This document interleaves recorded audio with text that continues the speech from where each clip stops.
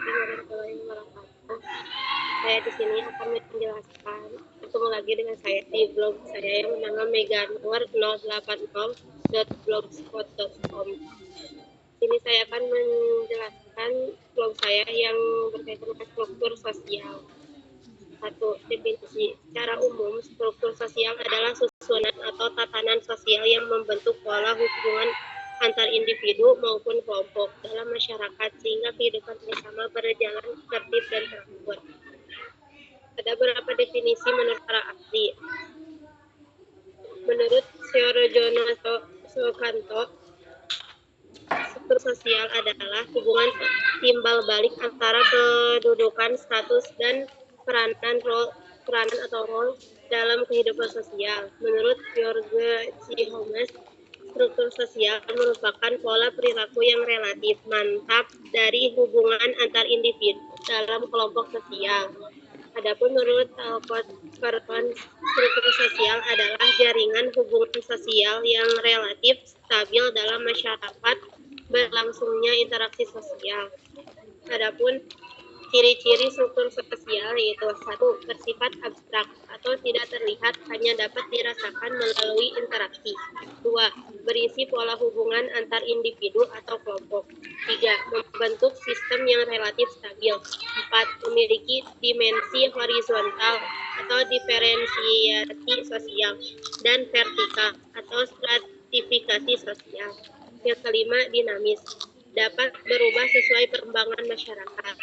Ketiga, unsur-unsur struktur sosial yaitu status sosial, yaitu posisi seseorang dalam masyarakat, peran sosial, seperangkat perilaku yang diharapkan dari status tertentu, kelompok sosial, yaitu himpunan individu dengan interaksi teratur.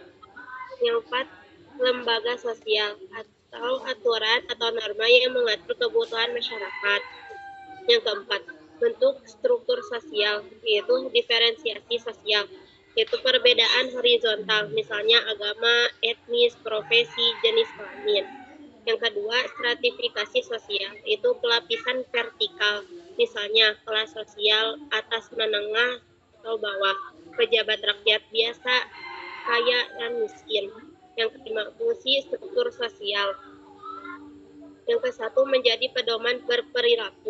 Yang kedua, menjaga keteraturan sosial. Yang ketiga, menentukan kedudukan, status, dan peranan sosial. Yang keempat, menjadi dasar terbentuknya norma dan lembaga sosial.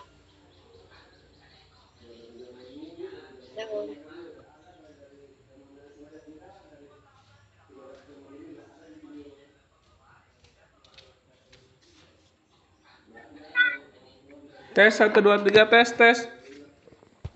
Putus-putus suaranya Mbak Mega. Coba yang tadi poin kelima, fungsi struktur sosial Mbak Mega. Yang kelima, fungsi struktur sosial. Yang ke-1, menjadi pedoman berperilaku. Yang kedua, menjaga keteraturan sosial. Ketiga, menentukan kedudukan atau status dan peranan sosial. Yang keempat, menjadi dasar terbentuknya norma dan lembaga sosial. Oke, terima kasih Mbak Mega sudah menjelaskan ya. Oke, alhamdulillah ya. Nah, ini yang Om Bom ini ya, yang Om Bom inginkan, dan ini berdasarkan referensi ya. Jadi setiap misalkan perkataan Surjono Sukanto itu ada tahunnya, ada halamannya ya. Nah, misalkan tadi ya yang Mbak Mega jelaskan itu beberapa definisi menurut para ahli.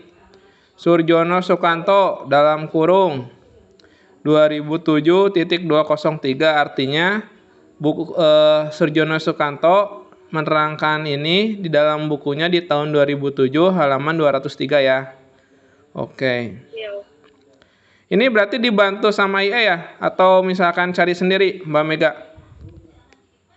Kalau untuk yang itu, yang definisinya dibantu sama IE, kalau ciri-ciri sempurna di buku ada. Oke, itu ya. Oke, alhamdulillah ya. Udah ini jadi, nah pembelajaran seperti ini tuh jadi basic nanti untuk Mbak Mega kuliah ya. Nah, jadi membuat karya ilmiah gitu kan, membuat karya ilmiah online gitu kan, yang sempat kemarin Aska tanya kepada Om Bom Bom kan. Jadi setiap perkataan gitu kan, setiap penjelasan ada referensi dari buku ya. Kalau misalkan dari ya dimodifikasi lagi gitu. Oke, cukup ya bagi Om Bom Bom ya. Oke, Om Bom Bom ingin bertanya ya kepada Mbak Mega ya. Jadi sebenarnya struktur sosial yang menurut Mbak Mega paham itu bagaimana nih, Mbak Mega? Kalau menurut Mega, struktur sosial itu seperti di definisi Swediana, jadi hubungan timbal balik antar kedudukan. Oke, hubungan timbal balik antar kedudukan. Oke. Nah, struktur sosial dilengkapin ya. Ada dua kan, menurut bentuknya kan. Ada diferensiasi sosial, ada stratifikasi sosial. Nah, apa sih yang membedakan diferensiasi sosial sama stratifikasi sosial? Kalau menurut Mega, kalau misalkan diferensiasi sosial itu berbentuknya horizontal, misalkan seperti jadi berbeda gitu, seperti agama kan berbeda-beda, terus kayak dari profesi atau jenis kelamin gitu. Kalau stratifikasi sosial mah vertikal, misalnya kelas sosial dari atas, menengah atau bawah, atau misalkan pejabat dengan rakyat biasa atau kaya miskin gitu Om. Oke. Oke, ada ya yang mau nambahin lagi? Tahu. Udah, oke. Oke, bagus ya. Jadi langsung mengarah ke contoh ya. Nah, kalau misalkan gini Mbak Mega, tapi dijawabnya sesuai dengan diferensiasi dan stratifikasi ya. Kalau misalkan ini yang ada kemarin itu di ujian, kalau misalkan ini ya contohnya Mbak Mega berjalan kaki dari ruangan kelas ya, ruangan kelas bawah menuju musola masjid. Itu studi kasus yang pertama. Terus studi kasus yang kedua, misalkan di sana Mang Agus mengikuti lomba panjat pinang. Nah, kira-kira mana yang dikatakan diferensiasi sosial, mana yang dikatakan stratifikasi sosial? Ini ya, contoh soal kemarin ujian ya, emang agak sedikit aneh juga Om Bom Bom, cuman ya mengulas saja kan. Barangkali nanti ditemukan soalnya pada saat ujian kan. Kira-kira yang mana diferensiasi, yang mana stratifikasi sosial Mbak Mega? Kalau diferensiasi itu seperti misalkan Mega yang berjalan ke masjid Om. Oh, Di oke. kelas ke masjid.